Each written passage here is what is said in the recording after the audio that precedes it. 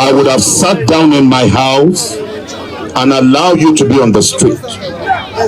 But I went ahead of all of you to mobilize the nation to bring an end to bad governance.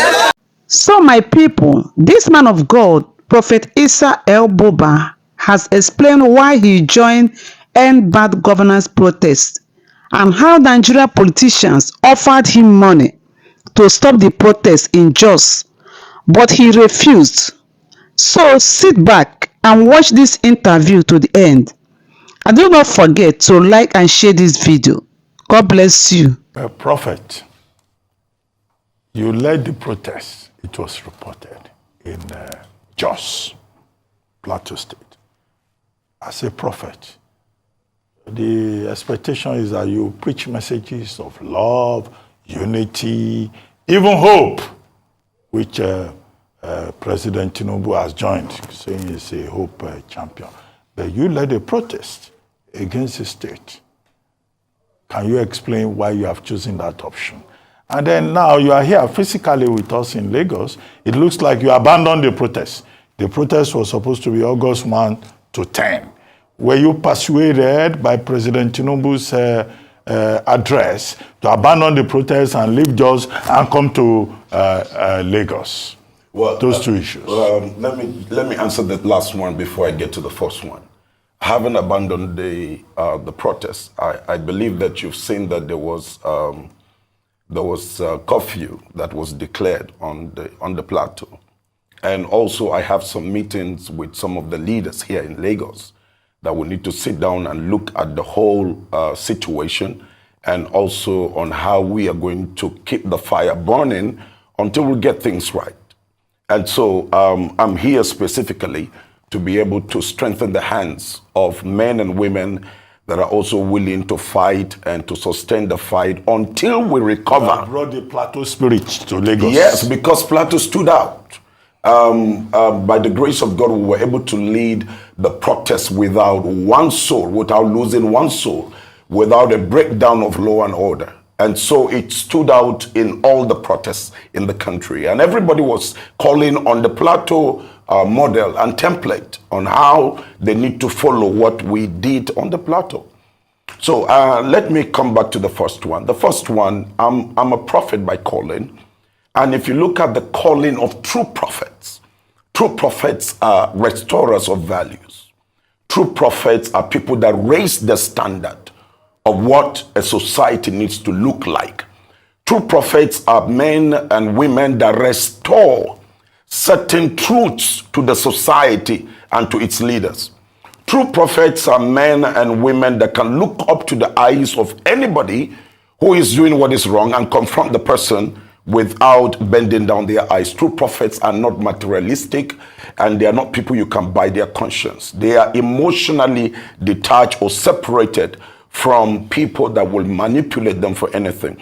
They actually stand for the purpose of God on earth, and they also present the needs of humanity to God. So they stand in between, and that means that they are there for the defense. For instance, the Bible says that Jesus Christ came into this world in order to redeem humanity from captivity. And if that is what Christ came for, to redeem us from captivity, for this purpose, the Son of God was made manifest. Prophet, sorry to interrupt. Yes, sir. It's the same Bible. Yes, which is the main textbook. Yes, sir. Romans 13, verses 1 to 3 says that the people should submit to the governing authorities. Yes. Do you object to that section of the you have Bible? to understand the context of that scriptures. What is the meaning? Why did that scripture? The scriptures there did not say we should cover the iniquity of leaders. But the scriptures there is saying, look here, you sustain institution by invoking the power of God. Now, anything that contravenes the constitution or the institution of God's word, you are meant to go against it. That's why Paul, the same Paul who gave that admonition, said in the book of Timothy, what did he say? He said, all scriptures is given for instruction, for admonition, for correction, for rebuke, and for righteousness. All right, sir. Okay? So what we are called for is to correct, is to exhort, is to lift up the standard of system and society for the benefit of the people. That's why you're a shepherd. You're a shepherd not to see the people go the wrong way. You're a shepherd in order to guide the people on the right path. All right. Okay, great. And thank you so much, sir, for Dr. Abati is a Bible college scholar as well, even though he did not graduate, but he went to Bible college. But I wanted to ask you something yesterday, and I'm glad that one of the leaders of the protest is with us in the studio. Senator Adams Oshiomhole was with us yesterday, and he said that the protests had no leaders, had no people, no faces, and so it's good to see your face. But he also mentioned that it was about ending this government, not about poverty, and I want you to speak to that. Was that what you were agitating for in Jos? Were you trying to take out the president from office in terms of ending bad governance? And then if that's not the case, I'd like you to also speak to your statement where you said that the president and the National Assembly should stop living lavishly and be sensitive to the people. What would that look like? Was it reflected in the president's speech? Let me bring you to this. I think this is one of the things that is really, really getting me hard and hot within me. I've observed in this country that we love to sit on the chair of deception and lies. And I'm being very frank with you. Most of the political class, I say most, and that means 90%, come to a stage where they feel they can lie on the people and deceive the people or manipulate the people. Now, let me give you this about this protest. I never knew there was even any plan by anybody. I was in Warri having my conference. I was on a national tour. And I was going from state to state by road. I want to see the state of the nation, so that when we are praying, we know that we are praying specific issues. And I tell you the truth. I've never seen Nigerians in pain like the way I've seen them this time. I've never. When I confronted the former president, I confronted him because I told the nation. This time around, I went on a tour road and I saw the state of the nation. I was in Warri, and God spoke to me to confront the government, to do things quickly and put things right. People are suffering, and there are things that just ordinary let me use the word, ordinary mind should be able to tell you. I'm not well educated, but at least there are simple things that an ordinary person should know. Short-term, mid-term, and long-term goal. What do we do with the pain that we've thrown the people into? This president threw Nigerians into uncommon pain. People are eating grass. People are eating leaves. So would you say that it was not about ending the government, but writing? It will amaze you. Yeah, because it will amaze you to know this, that not one person has given 1 penny. Not one person has spoken to me. All my chapters across the country, when I called for the protest, I said, if the president do not act on alleviating the pain of Nigerians, we will get on the street. That was when, after that broadcast, a group of young people from Kano, Sokoto, Kaduna, Borno, and all of that, on the Twitter space, over 110,000. I got in there and I heard what the young men were discussing. And that was when I knew that, yes, the North is ready to bring about a change that has never been. Over hunger and the level of poverty and suffering in the land and insecurity. Okay. All right. So you've said all of this, but let me put forward some positions, and I'm sure you can react to it like the government will have put forward. The government is now talking about the fact that foreign forces are trying to take over the nation, which is the Russian flags being peddled around.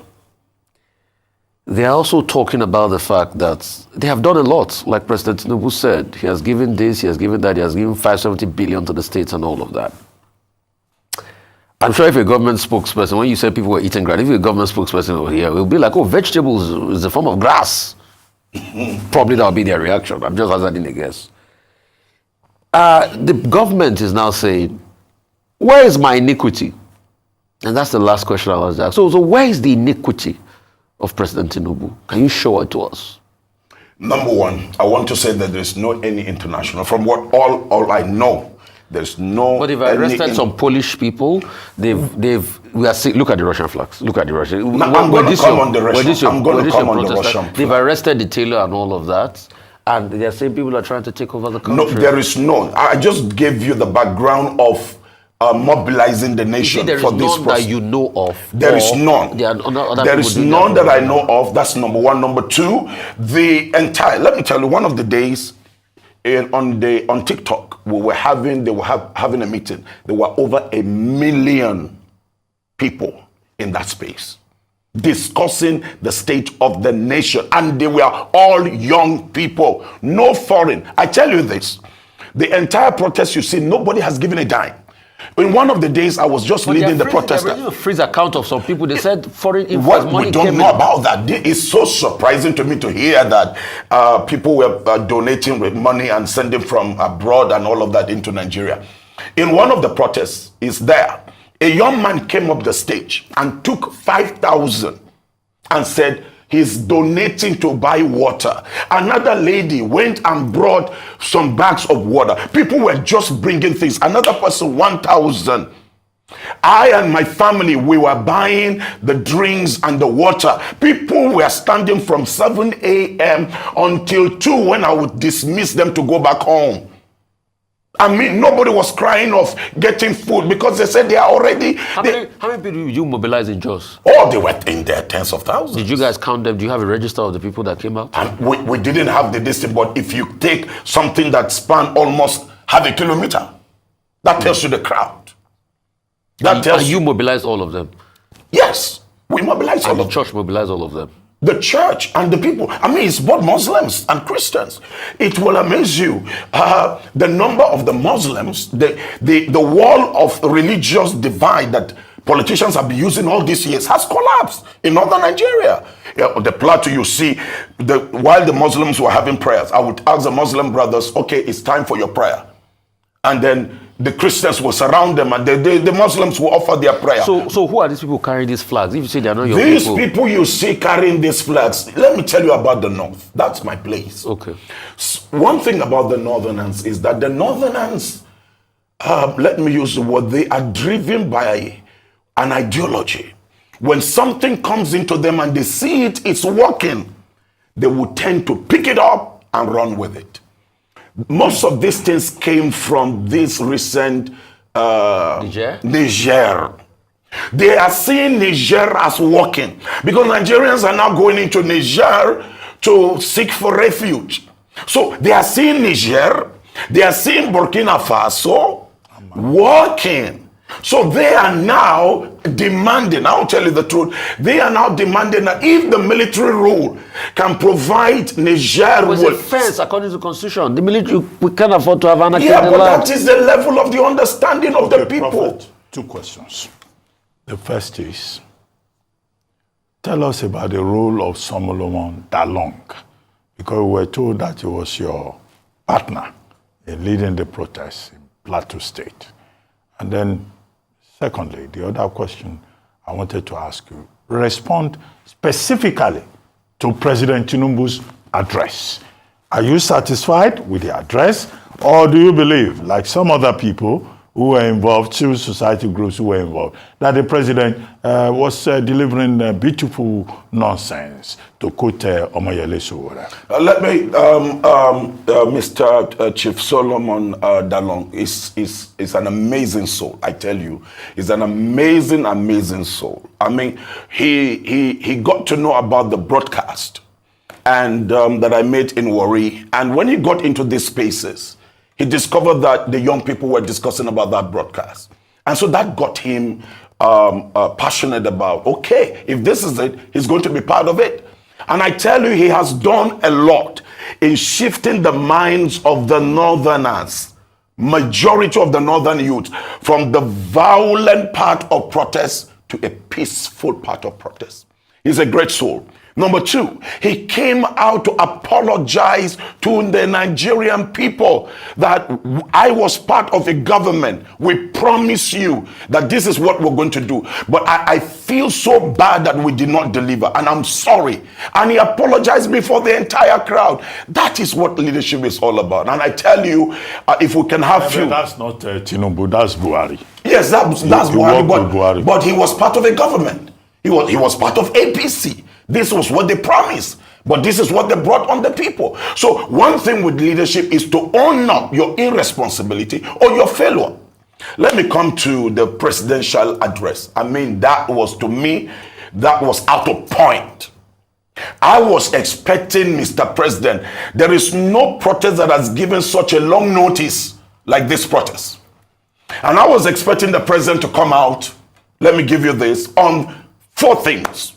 Quickly. Number one, my government, I have heard your cry. My government immediately will work on the subsidy, the reinstatement of the subsidy for the next 6 months. While we fix the CNG kits and what have you, the convertible centers across the nation. That's number 1 point. I'm giving directives that in the next 7 days, you can take me on ABC. All right? On agriculture, I am instructing the Minister of Agriculture immediately to deploy all the instruments that are required. Number one, there are crops that you can grow them in 1 month. There are crops you can grow them in 60 days. There are crops you can grow them in 90 days. Cassava of 90 days, rice of 90 days, corn of 90 days, apart from the vegetables. Apart from the land where we are having issues with security, there are still land where people can cultivate not GMO product, but our real agricultural plants or products. And so in the next 3 months, Nigerians, you can take me up. We're going to have this number of food supply. I am instructing the military and the armed forces to give a cover to farmers, to protect them in the farms. That is what we were expecting. I heard that fertilizers were released. Sir, I bought 450 plots of land in the city of Jos in order to distribute to families to farm this year. I bought a bag of fertilizer for 40,000. I never saw one fertilizer from the federal government. And they said 200 trucks. Did you see rice? I never saw anything. Rice. I know nothing was there. All right. Okay. So let me come in, and this is really important. So let me. So the last two. Yeah. Let me take you on the third one. The third one on the electricity tariff. This thing is biting hard on manufacturers and producers. And so what he needed to do is, okay, on the electricity tariff, we're withdrawing this tariff for this period of time. Until we get our acts together, then we're going to implement the electricity tariff. Number 4. What the president needed to do was quickly to instruct the armed forces to act on the state of security and then say, okay, we want 100 youths in every village, especially in the areas where we're having this insecurity issue. Because I want you to liaise with the 100 youths to secure this territory. That's all the president needed to do. Then number 5, on my cabinet, I am going to reject this cabinet. 85% of the members of the cabinet are non-functional. They are just wasting the resources. And the president needed to cut down on the cost of governance. For me, as the president of Nigeria, I'm cutting down on the total allowance. 50% of my allowance. It's not a poor man. All right. Okay. Thank you so much. I mean, thank you for outlining your demands and stating clearly some of the quick wins that the protest is hoping that the president would respond to. But I have 2 questions for you. The first one is that you say that this president has plunged us into poverty, but they would argue that it didn't start from now, that they inherited a bad government, and that right from the time of President Muhammadu Buhari, the economy was plunged into where we are today. And so they are just trying to mop up what they inherited. What would you say to this?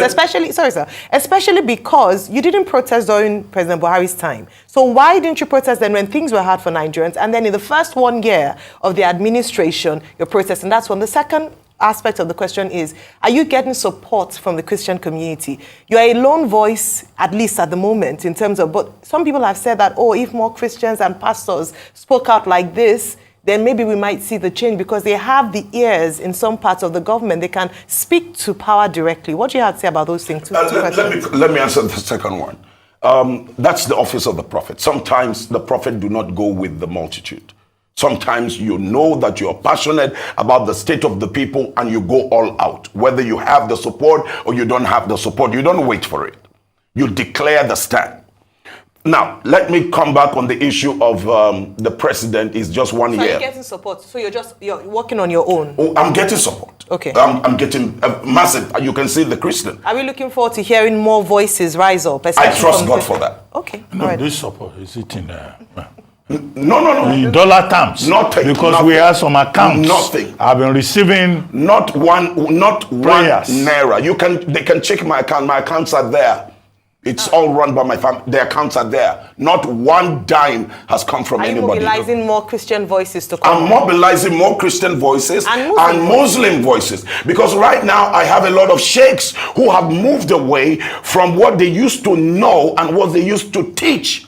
Now they are ready to begin to teach the right thing. The affliction you see, the massive, let me use, response from the Al-Majri is because of the wrong teachings some of the Islamic scholars gave.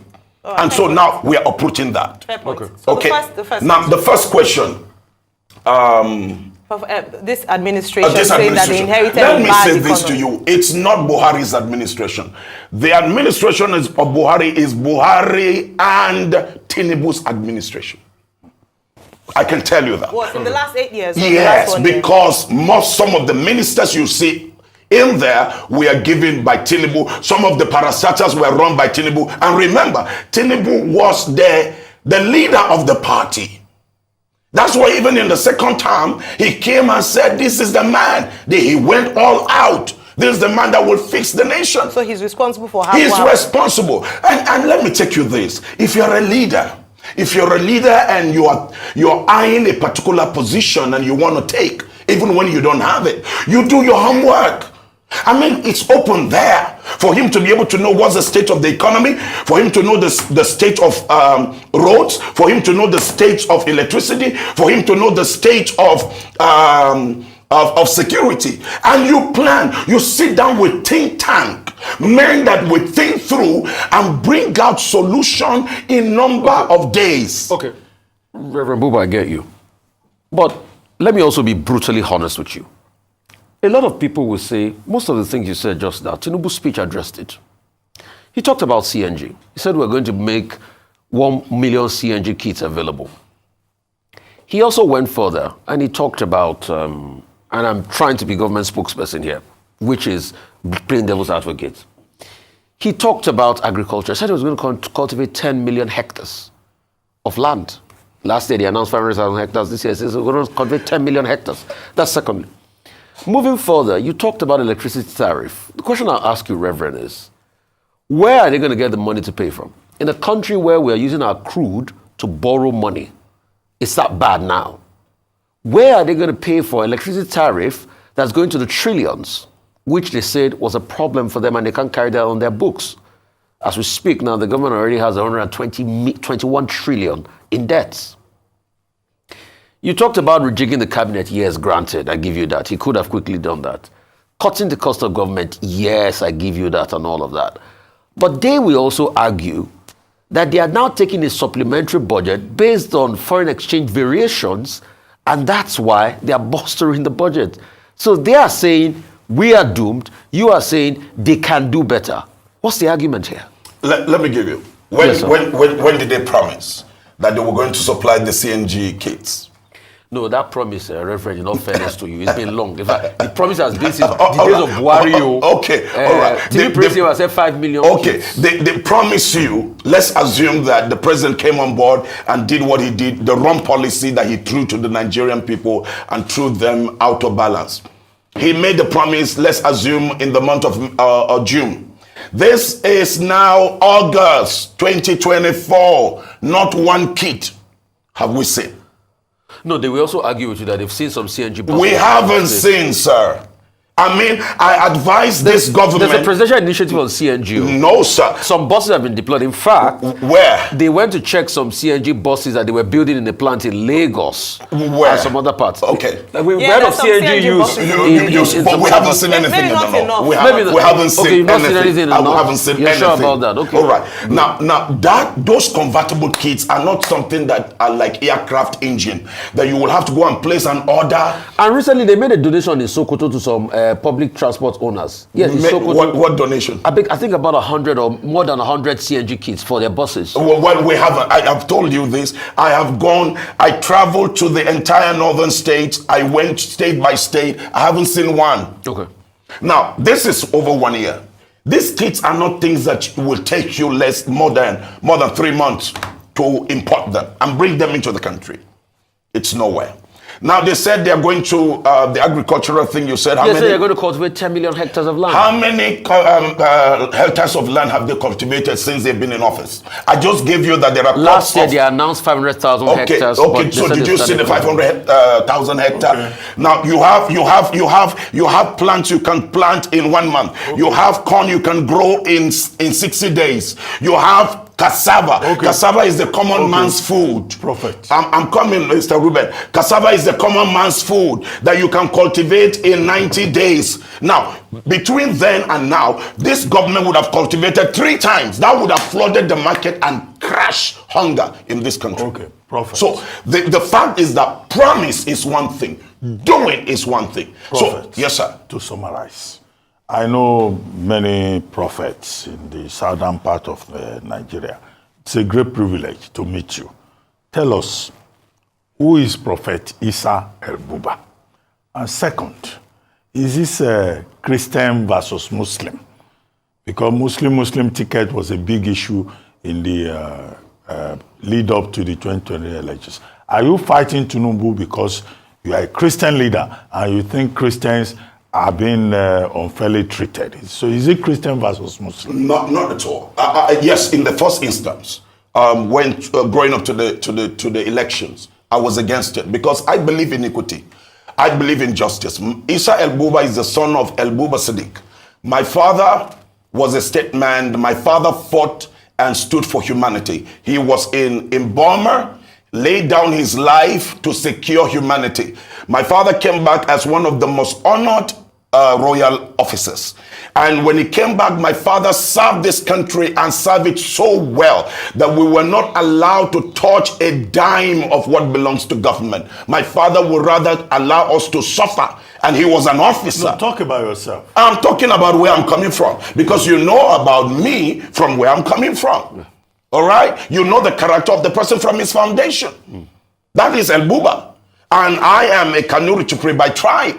From Maiduguri, I'm a father of sons and daughters. I'm a grandfather of 8 grandchildren. And I'm the leader of the prayer movement called Ebomi in Jos. And the convener of the Initiative for a Better and Brighter Nigeria. I am a Nigerian that want to see a Nigeria work. I believe in the new Nigeria. I believe that people need not to go through what they're going through right now. This country is extremely blessed. But I tell you the truth. There are a class of elites that have bonded a covenant that they will not let this country rise. And I have a mandate. I have a mandate to make sure that this country rises. For the past 4 years, I've not traveled to the United States. I've shut down my trips. I've shut down my trips to Europe because I can't be preaching to people in a foreign land about the greatness of the grace of God, and right in my country, things have been messed up. All right. Well, thank you so very much, Prophet Isa El Buba. You brought the fire, Holy Ghost fire. You want to say what a prayer for Nigeria? Yes, I will want to. I want every Nigerian to know that we have a hope. And all Nigerians, you know that nobody can heal a nation except you. Stand up and defend your right to know that this country belongs to you. Don't be intimidated by anybody. The time of change has come, and we must all rise to protect our government and protect our institution. May the Lord be with you.